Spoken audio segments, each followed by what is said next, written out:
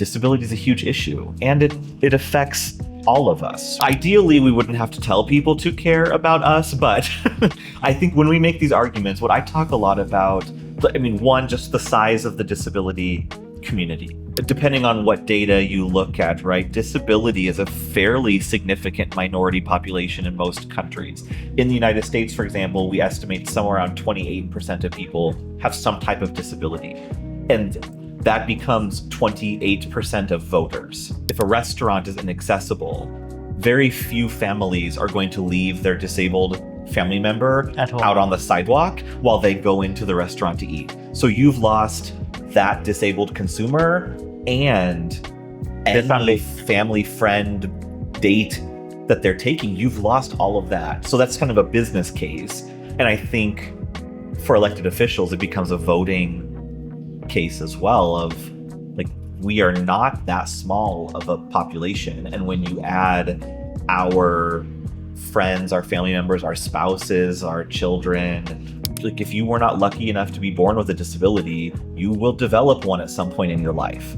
And so you should be incentivized to create a world that you will have access to as you get older.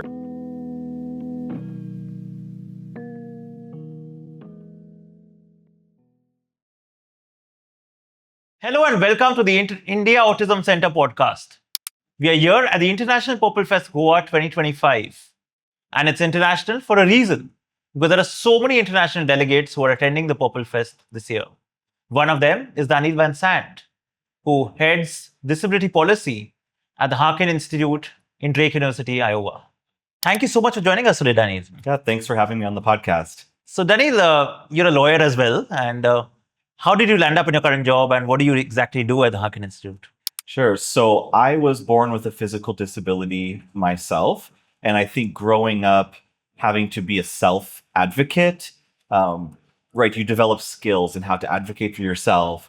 And I saw at some point in my life that these skills I used for self-advocacy could be a career path of advocating for others. So I ultimately went on to study law, to become a disability rights attorney. And I worked for a few years doing disability rights law, representing people, going to court, litigating, as we would call it. And then a few years ago, I had the opportunity, or saw the opportunity, to come to the Harkin Institute to work in policy. And so I really view that as just the next step of that advocacy. Is there's definitely that place for the legal advocacy and representing people so that their rights are enforced. But what I saw in legal practice is that the systems were set up in ways that allowed people to fail too frequently. So I thought, if I can move to policy and work with some of these systems, maybe you wouldn't see so many legal issues because the policies are better. So that's the ambition, and why I wanted to come to the Harkin Institute to do that work.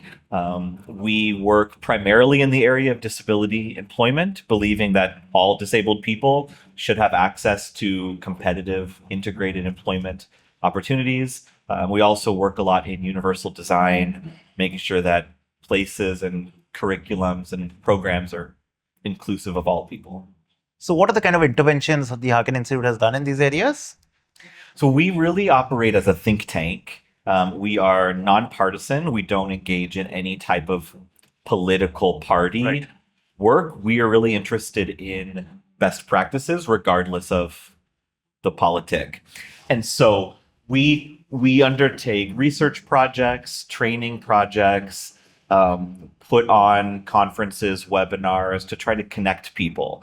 Our thought is that there's a huge gap between the people on the ground who are affected by policy and the people who are making the policy, right? So we have a lot of very privileged people making decisions that have no idea what it's like to live day to day in an average life. And we try to be the connector between them so that we're engaging with the disability community, other marginalized communities, and bringing good information up to policymakers, and making sure that what policymakers put out can be understood by just a normal person that doesn't have, fancy education to understand Right. these things. We have to make sure that both of these groups are talking to each other. So a lot of our work is in that middle space of being a neutral researcher, being a neutral trainer, a resource for media to speak with, for universities to speak with, for international groups to speak with, and make sure that we're connecting those different parties. See, like providing a voice to the common man in America when it comes to disability in that sense, while also demystifying policy for them. Is that the right way to describe it? Yeah, I would say demystifying policy but I think importantly in both directions. So we want policymakers and elected officials, employers to have real quality information from the grassroots and make sure that the grassroots people can understand what's being done. So we try to be that connector in the middle of those two groups. Yeah. Demystifying policy. I like that phrase. I might take it. Sure. But in a country like India, where accessibility challenges are still a bit basic in nature compared to a country like the United States, one feels that everything is perfect there when it comes to accessibility, etc. Mm-hmm. But at the grassroots level in the United States, what are the issues activists are fighting on when it comes to disability? I mean, it's a tough question. I think in my position as an advocate, it's very easy for me to only see what's not going well. So I think I get lost in this kind of negativity of people say like, oh, America is so accessible. And it's like, no, you have no idea how many gaps we have actually. But we have come pretty far in the last couple decades to make our spaces physically accessible. I think on the grassroots, there is still a lot of stigma around disability. There's a lot of attitudinal barriers around disability, and economic policy as well. So a lot of grassroots advocates in disability rights in the US are working to make sure that we have public benefit systems that actually work for disabled people, or fair wages for disabled people doing equal work. We have a lot of these outdated laws that still allow for people with disabilities to be on the sidelines of economic participation. So I think there's a lot of advocacy there, but still down to wanting full inclusion in schools, being able to vote, right? Disabled people have the right to vote, but if your polling place is in an accessible building, what good is the right to vote if you can't? Does that not come under ADA, polling booths? It depends on where you have the voting site. I would say in the grassroots, often people are going into churches to vote. It's like a central community space, but religious buildings are specifically not included under the ADA because theoretically we don't want to tell religions how to manage their spaces. But then we make it a community place for voting, and we get calls every year of someone that there's a step to get into the polling place, or too narrow of a hallway or something, and they couldn't physically get in, let alone do you have a screen reader capacity? Are people educated? Are the poll workers educated on disability rights? So yes, I want to say we do some things well in the US, and in the 35 years that we've had our law, there have been improvements. I want to be as positive as possible, but there's still a lot of room for improvement to have our country, and I think any country, be really purely inclusive of all disabled people. The US is also a very federal nation in that sense. So are there some states that are doing better and others not so well? And yeah, I would say overall we are a very federal top-down, but you do see some states that tackle their state policy in a more disability inclusive way. So I mentioned wages for disabled people. Federally, we still have a law that allows disabled people to make a below the minimum wage. There are a number of states that have outlawed it in their specific states, but federally, the law is still on the books. Similarly, with some of the income limits, asset limits, for public benefits, different states have altered their internal state benefits programs, but federally, we haven't seen some of the changes that we would. Are there any states that you would like to talk about as a role model for others? I don't want to hold out a specific state necessarily as a positive example, because I feel like that might not be totally fair if I'm not from the state and knowing what's happening there. But yeah, I think the states that are moving away from the sub-minimum wage specifically are ones that I would point to of what. And is there a lot of corporate lobbying against that? So the interesting thing with sub-minimum wage is you have some of the sheltered workshops themselves lobby against it, but you actually get a lot of some people with disabilities lobby against it and family members of people with disabilities that lobby against it, because for them and their family, they might have been working in that position for 10, 20, 30 years, and all you hear is someone like me saying, we want to cut your job. And so you have people with disabilities and family members that come out really strongly and say, if you get rid of sub-minimum wage, my family member cannot work competitively in the community. So the option is not sub-minimum wage or full-time employment. It's sub-minimum wage or being at home with nothing to do. And I'm sensitive to this. I understand this. I think my belief has to be that every disabled person is capable of participating and working and being contributory to their communities. So even on a theoretical basis, I don't like this idea that I could be paid less than my coworker because of something like it. I think it sets up a wrong precedent. It sets a wrong precedent that we are to be valued by percentages of economic output, or I'm necessarily less valuable than my non-disabled I don't like that premise. I understand we don't have a system where people with the most significant disabilities are getting full-time work. I know that. But I think that's the future we have to fight for. And you have to start by phasing the current system out. If you give this excuse of, well, we can employ these people, we'll pay them 30 cents an hour, there's no motivation to change that system. So I think if we wind that down and build up capacity for disabled people to work.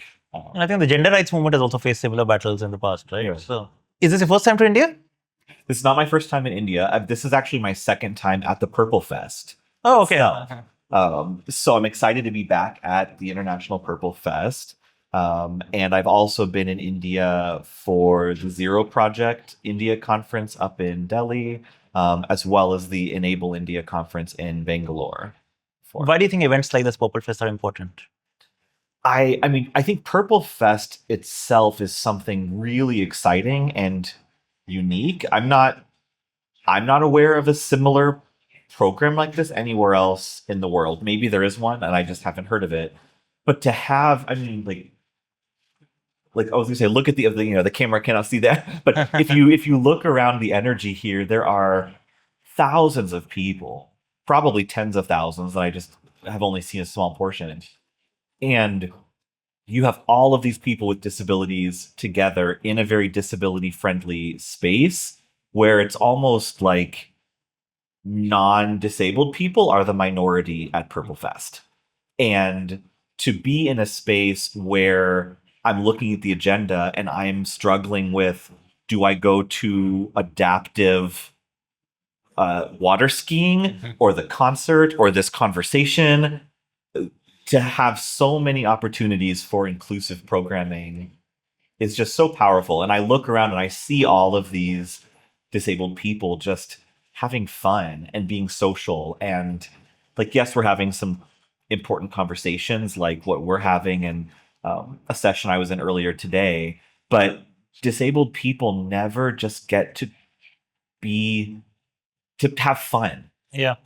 we don't get to just call up our friends and go play cricket or soccer or go to a concert or the movies. It takes so much coordination and accessibility. And so just having an event where everyone can come together and you have social time, fun time, arts, music, culture, and sprinkling in some of these kind of global conversations, these policy conversations. I just think it's such a unique energy. So I was really, really excited to have the opportunity to come back this year. No, I think it's an honor for the country that people like you are coming from all over the world. I know. I've only been here. Well, it started today. I've only been here for a couple hours, and I've already seen people from probably 10 or 11 countries, and then all across India. Like I said, there's a real energy here that's exciting to see. Absolutely. And I think one of the challenges that the disability rights movement, unlike other social movements in the world, has faced is that it's been very siloed in its own countries and it's not really been as global as it should be. What do you think is needed to change that? I mean, there has been a UNCRPD and there are a couple of international projects like the Zero Project, etc., that are doing fantastic work. But when it comes to disability rights, purely there hasn't been a global effort like climate change, gender, etc. Yeah, I think part of it is probably that to an extent, disabled people are not connecting across international lines. And so we leave it up to our governments to make these connections. And right, I think respectfully, we know that our governments are maybe not most governments are not prioritizing disability. And so there's not that incentive of connecting these things. But I think the disability community needs to be better of engaging with each other across international lines. And not everybody can travel, right? Travel is a very inaccessible thing, like capital A accessibility for disabled people, but it's expensive, it takes time, it takes energy. But we have social media, we have virtual spaces, right? This podcast recording could be watched by anyone, anywhere in the world, and you can reach out and make a connection. So I think being someone who gets to do this work globally, I've experienced several times that I will be in another country where it's a completely different language, religion, culture, everything. And I meet another disabled person, and it's like we immediately have some connection. Like everything else in our lives might be completely different, but we can understand something similar about each other. And I think if the global disability rights movement can really focus on that, right, a disabled body is the same across geographies. For the most part, right? But it's how these geographies respond to us that is different. So I think we need to get better at connecting and learning from each other and seeing what kind of force and power is out there. In your answer, you made an interesting point, and this is something I've been grappling with in India as well. How do you incentivize political parties to start caring about disability? I would love to know your thoughts on that. Yeah, so I think ideally, we wouldn't have to tell people to care about us, but I think when we make these arguments, what I talk a lot about are, one, just the size of the disability community, right? So depending on what data you look at, right, disability is a fairly significant minority population in most countries. In the United States, for example, we estimate somewhere around 28% of people have some type of disability. And that becomes 28% of voters. And yet it's not there in the stump speeches of presidential candidates. Exactly. In both the major parties. No, and that's what I mean. Like the governments are not talking about this. So I think that's part of that argument is, one, we have to get disabled people to identify themselves and to feel comfortable and strong in their own disability identities and to operate that way, to be a disabled consumer, a disabled voter, a disabled elected official, what have you. Because right now, we can be ignored by politicians, by companies, because they think, oh, it's just a small number of people who use wheelchairs, and I don't see these people, I can ignore them. But when you talk about how many people actually touch disability, it's not a fringe issue, it's a mainstream issue. So I think when I speak a lot with government officials or elected officials about why they should care, I mean, at the end of the day, it is a numbers issue for them. Like, if you've got 28% of people with some type of disability, that affects our needs for healthcare, our needs for jobs, transportation, everything in the society, and our families, right? Like, I like to give an example of, like, if a restaurant is inaccessible, very few families are going to leave their disabled family member At home. out on the sidewalk while they go into the restaurant to eat. So you've lost that disabled consumer and any family, friend, date that they're taking. You've lost all of that. So that's kind of a business case.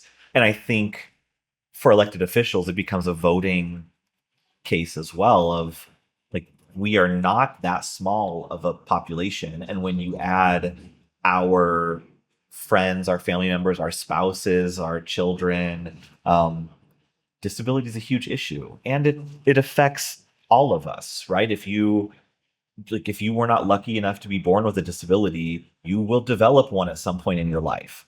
And so you should be incentivized to create a world that you will have access to as you get older, and if you have an accident or an illness or something. So sorry, I'm kind of rambling with this answer, but No, I think it's very valid points that you're saying. Yeah. but I think that's they think of us as a minority when really we're a big population and we carry a lot of friends and families and allies with us. And that's something that I don't think politicians can really ignore much longer. Do you think things are improving? Are they improving? I feel like I have to be optimistic because it keeps us, or I have to believe in room for improvement.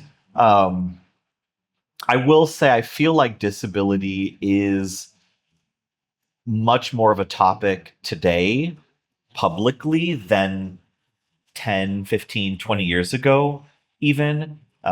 At least in the US, we have a little bit more culture now around identifying as being disabled and taking pride in it.